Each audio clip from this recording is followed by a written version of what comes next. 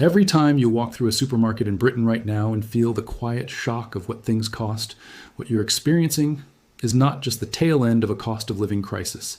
It is the opening chapter of a food pricing emergency that is being driven by something far larger, far more permanent, and far harder to reverse than inflation, interest rates, or even government policy. Climate change is destroying harvests on the other side of the planet, and the bill for that destruction is being handed to British families at the checkout every single week. The numbers are not ambiguous. New analysis from the Energy and Climate Intelligence Unit, one of the most respected climate and economic research organizations in the UK, has confirmed that British food prices are on track to be 50% higher by November 2026 compared to where they stood when the cost of living crisis began in mid-2021. Like and subscribe, because that figure means the amount of price growth that took nearly 20 years to accumulate before 2021 is now being compressed into just 5 years, nearly quadrupling the pace of food inflation at a rate that household budgets were never designed to absorb. And the research identifies exactly which foods are being hit hardest and why. 5 climate-sensitive products, butter, milk, beef, coffee, and chocolate, have been responsible for the bulk of ongoing food price pressure, with prices on these items rising over 4 times faster than the average for all other food and drink combined. During the peak of their inflation trajectory in July 2025, those 5 products recorded an inflation rate of 16%, against a general food inflation rate of just 2.6%. That is not a coincidence. That is the fingerprint of climate disruption playing out directly on British shopping bills. To understand why rice, coffee, and chocolate are at the epicenter of this crisis, you have to follow the supply chains back to the fields where they are grown. And look at what is happening to those fields right now. Start with coffee. Brazil is the world's largest producer of Arabica coffee, responsible for more than a third of global supply. Vietnam is the world's largest producer of Robusta. Together, these 2 countries account for nearly 50% of total global coffee production. Like and subscribe, because in 2024 and into 2025, both of those countries were hammered simultaneously by the worst climate extremes they had experienced in decades. Brazil endured what its own National Disaster Monitoring Center described as the most intense and widespread drought in the country's history, reducing Arabica yields by as much as 12%, and driving coffee futures on the ICE exchange to a 47-year high of over $4.30 per pound in February 2025.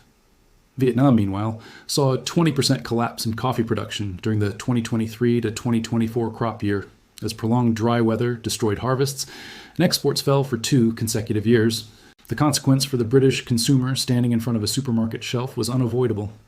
When the 2 countries that produce half the world's coffee are both failing at the same time, prices do not rise moderately. They spike to historic levels. The story of chocolate is equally alarming, and in some ways even more structurally fragile. The world's cocoa supply is almost entirely dependent on 2 countries, Ghana and Ivory Coast. Together they account for more than 60% of global cocoa production. The rest of the world's chocolate industry, every bar, every Easter egg, every hot drink, is built on the foundation of what those 2 West African nations can grow. Like and subscribe, because that geographic concentration has become one of the most dangerous vulnerabilities in the entire global food system, and climate change is now exploiting it with devastating efficiency. In the 2024 to 2025 crop season, Ghana's cocoa output dropped to approximately 530,000 metric tons, the lowest level recorded in more than 2 decades. The cause was a combination of heat waves, irregular and below average rainfall during critical growing periods, and the spread of crop diseases that flourish when climate stress weakens plants' natural defenses.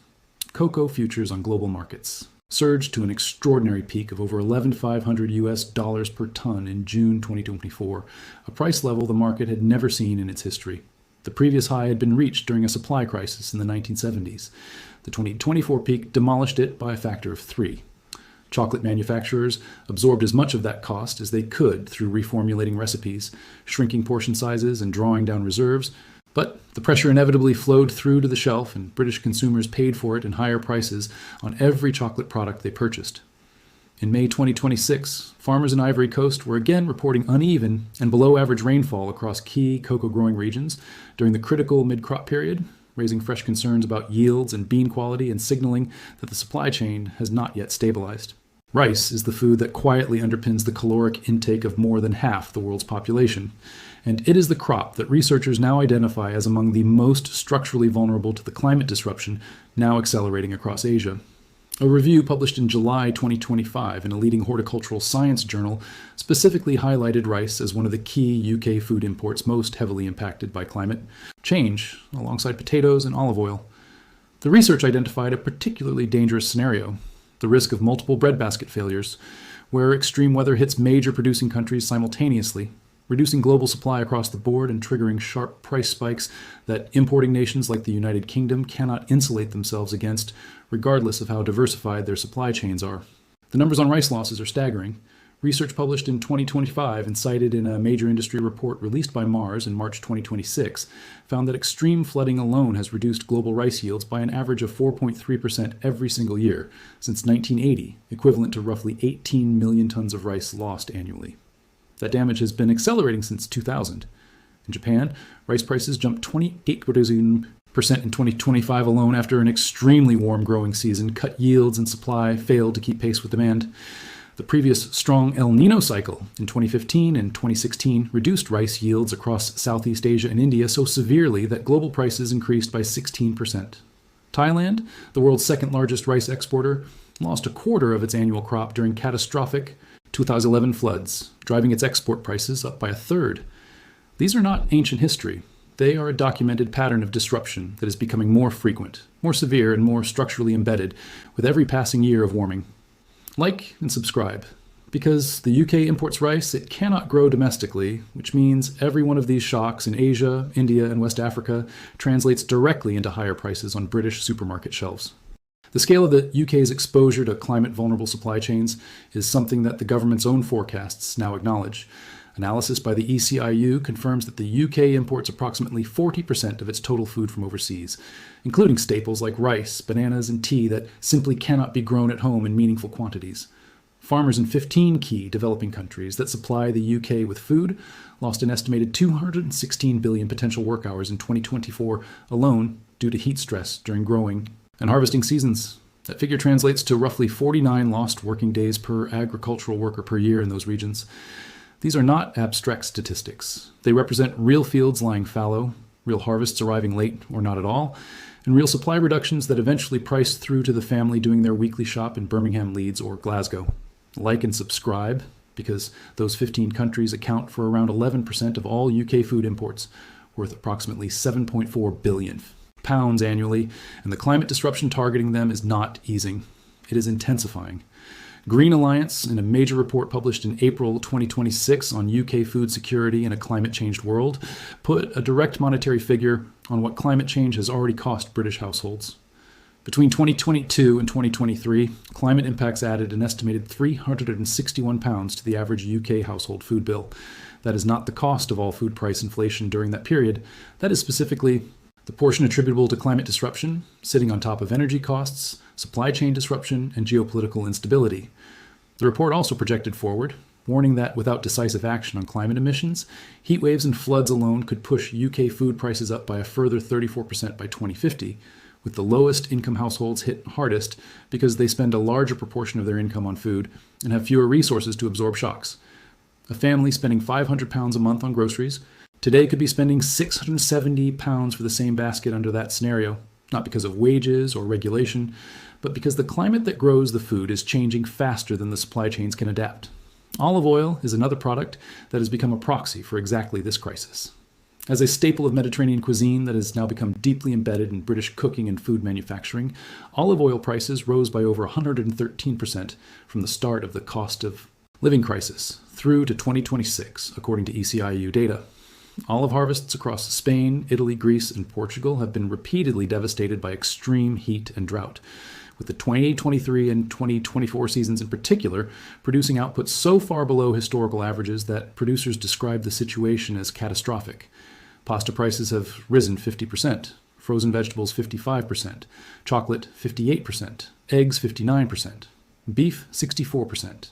Every item in that list has a climate story behind its price increase. Whether it is feed costs driven by drought-hit grain harvests, energy costs tied to fossil fuel dependence, or direct crop failures in producing countries abroad. The Bank of England has explicitly warned that extreme weather is increasingly influencing food prices in ways that monetary policy alone cannot control or predict. That is a central bank acknowledging that climate change has become a structural driver of inflation, not a temporary shock. ECIU analyst Chris Giaccherini stated plainly in May 2026 that while wages and regulation play a role in food price movements, they cannot explain why coffee, chocolate, and milk have surged. Climate shocks can, and until the climate is stabilized through a transition to net zero emissions, British households will continue paying the price at the checkout for disruption, happening thousands of miles away in fields they will never see. What this means in practical terms for households across Britain right now is this: the cheapest response to a food system under climate stress is not to absorb higher prices passively. It is to understand which products carry the highest climate vulnerability, to reduce food waste wherever possible, because every gram of food thrown away represents wasted cost and wasted supply chain resilience, and to support the political and economic transitions that the science is clear are the only long-term path. Out of this spiral, the food on your table is connected to a rice paddy in India, a coffee farm in Vietnam, a cocoa smallholding in Ghana, and a wheat field in Ukraine by supply chains that climate change is now systematically destabilizing. Like and subscribe, because that connection is not going away, the disruption is not temporary, and the bill that arrives in your shopping basket each week will keep growing until the root cause is addressed, with the urgency that both the science and the data are now unambiguously demanding. The geopolitical dimension of this crisis is something that runs alongside the climate story and amplifies it in ways that British consumers rarely get to see clearly laid out. The UK's food import exposure is not just a climate vulnerability, it is a political vulnerability. Russia's invasion of Ukraine disrupted global wheat and sunflower oil markets in ways that cascaded through UK food prices for years. The conflict in the Middle East that accelerated in 2025 created fresh pressures on oil and gas prices, which feed directly into fertilizer costs, transport costs, and food production costs across the supply chain. The ECIU's Giaccherini noted explicitly in mid-2026 that the war's impact had not yet fully fed through to consumer prices, but that pressure was building in supply chains beneath the surface of the headline inflation numbers. When a food system is already under climate stress, geopolitical shocks do not just add to the pressure. They multiply it, because the resilience buffers that would otherwise absorb a single shock are already depleted. The concentration risk in global food supply is something that researchers at academic institutions, including Tandem, the University of Edinburgh, and multiple European Central Bank collaborators, have been warning about with increasing urgency. A review of climate impacts on UK food published in a leading horticultural journal in July 2025 specifically flagged the danger of what scientists call multiple breadbasket failure, a scenario where climate extremes hit major producing countries simultaneously rather than sequentially, denying the global market the ability to compensate with supply from unaffected regions.